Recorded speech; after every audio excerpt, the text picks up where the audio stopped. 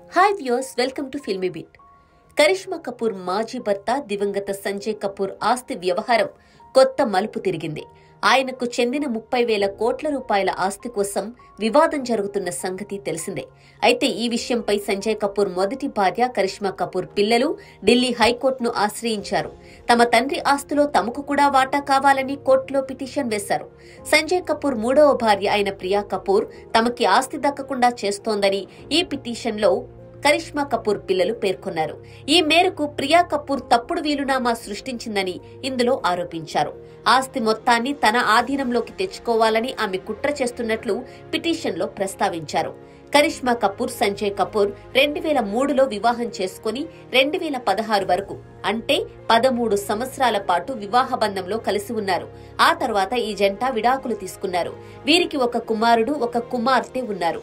Sanjay Kapoor United Kingdom లో హఠాత్తుగా మరణించిన తర్వాత తమకి ఆస్తి దక్కకుండా ప్రియా కపూర్ అన్యాయం చేసినట్లు ఈ పిల్లలు ఆరోపిస్తున్నారు. ఈ కేసులో ప్రియా కపూర్, ఆమె కుమారుడు సంజయ్ కపూర్ తల్లి రాణి కపూర్ ని ప్రతివాదులుగా చేర్చారు.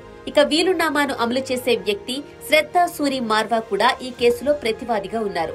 ఈ వివాదానికి ముఖ్య కారణం 2025 మార్చి 21న రాసిన ఒక వీలునామా అని తెలుస్తోంది. ఈ వీలునామా ప్రకారం సంజయ్ కపూర్ తన వ్యక్తిగత ఆస్తి మొత్తాన్ని కూడా ప్రియా కపూర్ కి రాసిచ్చినట్లుగా ఉంది.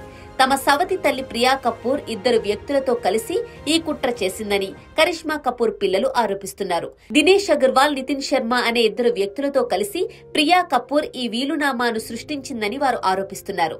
7 వారాల తర్వాత జూలై 30, 2025న ఫ్యామిలీ అందరి ముందు ఈ వీలునామా గురించి చెప్పారని వారంటున్నారు.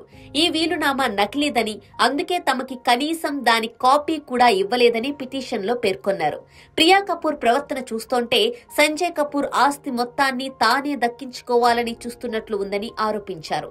మిగిలిన వారసులకు ఆస్తి రాకుండా పెద్ద కుట్ర జరుగుతోందని ఆందోళన వ్యక్తం చేశారు. కనుక తమను చట్టపరంగా వారసులుగా గుర్తించాలని కరిష్మా పిల్లలు కోర్టును ఆశ్రయించారు.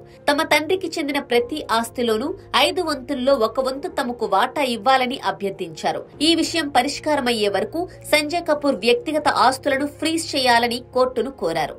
వాస్తవానికి సంజయ్ కపూర్ మరణం తర్వాత ఆయన గురించి కంటే ఆయన ఆస్తి కోసమే కుటుంబ సభ్యులు ఎక్కువగా బాధపడుతున్నారని ప్రస్తుత పరిస్థితి చూస్తే అర్థమవుతోంది.